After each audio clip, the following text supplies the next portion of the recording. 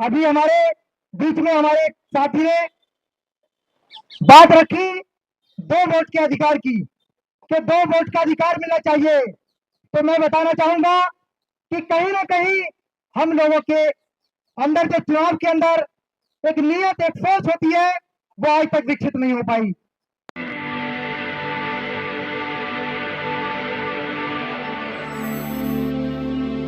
और कई जनपदों से लोग आए हुए हैं, उत्तर प्रदेश के दिल्ली के कोने कोने से लोग पहुंचे हुए हैं।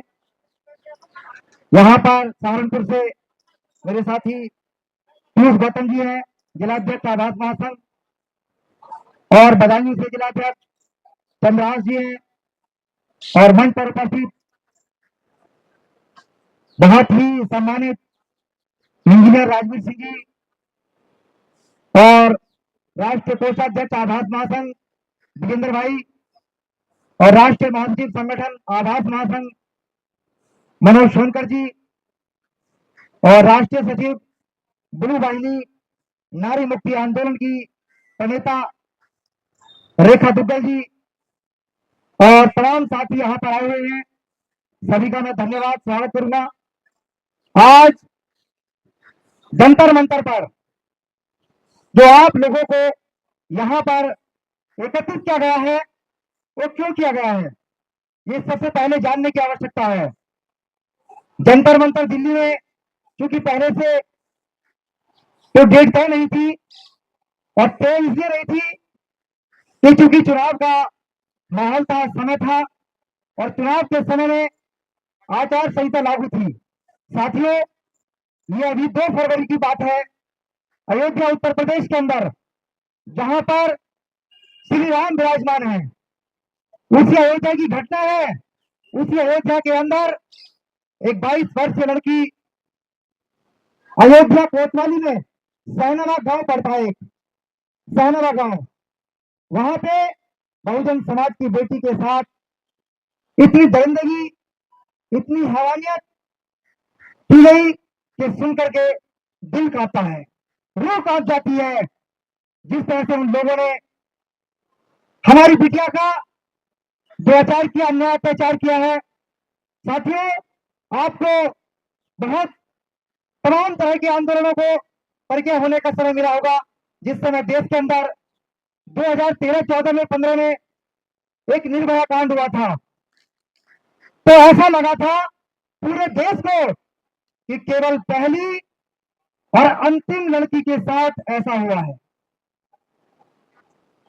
देश के कोने कोने से, देश की गलियों से, देश के घरों से लोग अपने मकानों से सड़कों पर निकल आए थे। कहां हमें मीडिया आज, कहां हमें लोग जो बहन बेटी के सम्मान की बात करते हैं, कहां वो बहुजन समाज के नेता जो बहुजन समाज के नाम पर नेतागिरी करके दलाली और मक्कारी करते हैं, बहुजन समाज को बेचने का काम करते हैं। कहां वो लोग, कुछ समझ नहीं आ रहा, कोई पता नहीं चल रहा, सब अपने घरों में बैठे हैं। क्या अयोध्या की बेटी देश की बेटी नहीं थी? क्या अयोध्या की बेटी किसी की बेटी नहीं थी, किसी की बहन नहीं थी? लेकिन नहीं, इस देश की मीडिया, प्रिंट मीडिया साइलेंट है।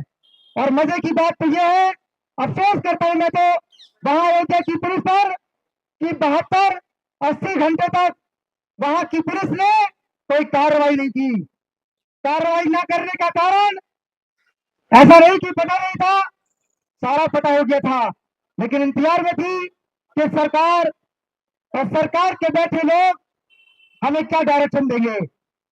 क्योंकि मैंने देखा कई बार पुलिस वही है और पुलिस में लोग भी वही है, लेकिन जब जब सरकारें बदलती है तो सरकारें बदलने के बाद उसे सरकारी अमले का नजरिया बदल जाता है, सोच बदल जाती है। साथियों, इसलिए मैं कहना चाहता हूं कि जिस प्रकार से दिल्ली के अंदर आज आभास महासंघ मिशन 24 कैरेट ने जंतर मंतर पर अयोध्या की बेटी की आवाज उठाई, उसी प्रकार से उत्तर प्रदेश, हरियाणा, राजस्थान, मध्य प्रदेश, बिहार, छत्तीसगढ़ में भी ये आवाज उठाई जाएगी।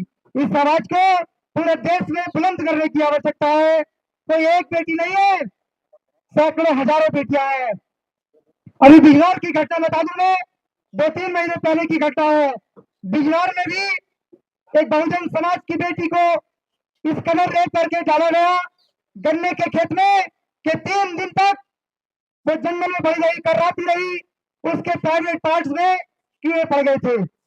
बहुत ही बुरा दरिंदगी इस देश में देखने को मिलती है।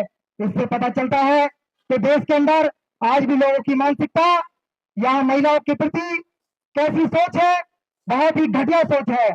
और साथियों, अब ये हाल है जब इस देश के अंदर लगभग कई सालों से दीवारों पर, गाड़ियों पर, पंपलेट पर, अखबारों पर, तमाम टीवी चैनलों पर हमारे प्रधानमंत्री महोदय नारा देते हैं, बेटी बचाओ बेटी पढ़ाओ, बेटी बचाओ बेटी पढ़ाओ। तो साथियों, मैं योगी मोदी की सरकार से पूछना चाहता हूं कि ये नारा कब साकार होगा, कब इस देश की बेटियां सुरक्षित होगी, कब इस देश की बेटियां अपने आप को सहज महसूस करेंगी। लेकिन साथियों, ऐसा नहीं है। अभी हमारे बीच में हमारे एक साथी ने बात रखी 2 वोट के अधिकार की, कि 2 वोट का अधिकार मिलना चाहिए। तो मैं बताना चाहूंगा कि कहीं ना कहीं हम लोगों के अंदर जो चुनाव के अंदर एक नियत, एक सोच होती है, वो आज तक विकसित नहीं हो पाई।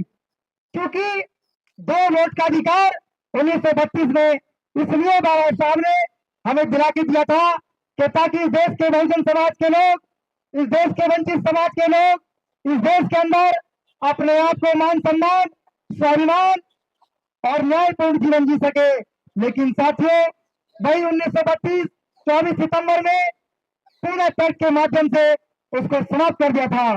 देखने में आया है कि जब जब देश के अंदर जिन जिन राज्यों में चुनाव होते हैं, उन राज्यों में चुनाव के अंदर वो लोग जो यहाँ पर पूंजीपति लोग हैं, वो अपने हित के लिए, अपनी इच्छाओं की पूर्ति के लिए अपने धर्म से चुनाव को अपने प्रति, अपने हक में निर्णित करा लेते हैं। साथियों, यहाँ पर उपस्थित तमाम हमारे आवास महासंघ के साथी कार्यकर्ता पदाधिकारीगण, मैं सभी से बता देना चाहता हूँ, जब जब चुनाव होगा तब तक आप हम लोग निसंकोच, जब तक मजबूती के साथ खड़े होकर के अपने बहुजन समाज की सरकारें बनाने के लिए वोटिंग नहीं करेंगे, आपकी सरकारें नहीं बनेगी, आप लोग सत्ता में नहीं आओगे, तब तक आप पर अन्याय अत्याचार होते रहेंगे। मान्यवर कांसीराम साहब बोलते थे कि अत्याचार होंगे, रेप होंगे, मारपीट होंगे, बलात्कार होंगे, सब अपराध होंगे। अन्याय के खिलाफ, अपराधों के खिलाफ बहुजन समाज इकट्ठा होकर के सड़कों पर आएगा, नारा लगाएगा, ज्ञापन देगा, सब काम होंगे। लेकिन आखिर इस समाज की बहन बेटियों पर अन्याय, अत्याचार और इनके साथ अपराध होते ही क्यों है? तो कांसीराम साहब ने बताया कि अपराध इसलिए होते हैं क्योंकि ये कौम शासक कौम नहीं है, और जो कौम शासक कौम होती है, उस कौम पर अन्याय, अत्याचार नहीं होता है। अगर आप मानवता नहीं है। और तीसरी बात, जो एनकाउंटर किया गया पश्चिम बंगाल में, देखा, दो बहन के साथ बलात्कार, दरिंदगी की गई थी, तुरंत उनका जो है बहुत जल्दी एनकाउंटर कर दिया गया था। तो अभी तक वो अपराधी, जो अयोध्या के अपराधी हैं, वो कैसे जिंदा हैं, उनको भी एनकाउंटर करके क्यों नहीं मार दिया जाता? इसलिए ये दोगली नीति उत्तर प्रदेश सरकार की या चाहे और सरकारें हों, ये नहीं चलेगी। और इसके लिए हम लोग बिल्कुल आवाज उठाएंगे, सड़कों पर आएंगे। इसलिए हम चाहते हैं कि बहन बेटियों के मान सम्मान में आभास महासंघ मैदान में, हमेशा मैदान में रहेगा और रहा है। और बनारस में देखा भी में जिस तरह से लॉ एंड ऑर्डर का बखान किया जाता है, तो सरकार इस बात पर अपनी चुप्पी क्यों नहीं तोड़ती? आपने देख लिया लॉ एंड ऑर्डर का क्या हो रहा है। फांसी की सजा दी जाए और साथ ही परिवार को एक रोजगार, सरकारी नौकरी मुहैया कराई जाए ताकि आर्थिक तंगी दूर हो सके। योगी जी कहते हैं कि हम तो हमारे राज्य में अपराधी जहन्नुम चले जाते हैं। दे दो सर, ज्ञापन में मुख्य बातें क्या है? मुख्य बातें यही है कि एक तो समाज के अंदर एक ऐसा माहौल बने ताकि बहन बेटियों का सम्मान और इज्जत बची रहे, और दूसरा महत्वपूर्ण जो बात है, बात यह है कि पूरे प्रदेश की पुलिस, पूरे उत्तर प्रदेश की पुलिस जाति और धर्म देख करके जो एक्शन करती है उस पर रोक लगाई जाए। और तीसरा यह है कि द्रौपदी मुर्मू जी जो राष्ट्रपति महोदया है, उनसे मांग है कि 2 करोड़ रुपए की आर्थिक मदद, साथ ही सरकारी नौकरी दिलाई जाए और अयोध्या जैसी घटना देश के अंदर कहीं ना घटे, इसके प्रति सख्त कानून तैयार की जाए। और जैसे तमाम जिलों में अपराधियों का एनकाउंटर किया जा रहा है, उनके घरों पर बुलडोजर चलाया जा रहा है। आपको लगता है कि हमारा काम बहुजन समाज के लिए महत्वपूर्ण है, तो आप हमें आर्थिक सहयोग के लिए सीन दिखाए गए QR कोड स्कैन और फोन पे और गूगल पे और UPI और बैंक अकाउंट में कर सकते हैं। फोन पे, गूगल पे 9250529129, UPI 9250529129@YBL। Bank account state bank of India AC 104299462008, IFSC code SBIN 00066563। आपका छोटा से छोटा सहयोग समाज और हमें और मजबूत करेगा, जिससे हमें बहुजन पत्रकारिता में और निष्पक्ष बनाने में मजबूत करेगा। जय भीम, जय भारत।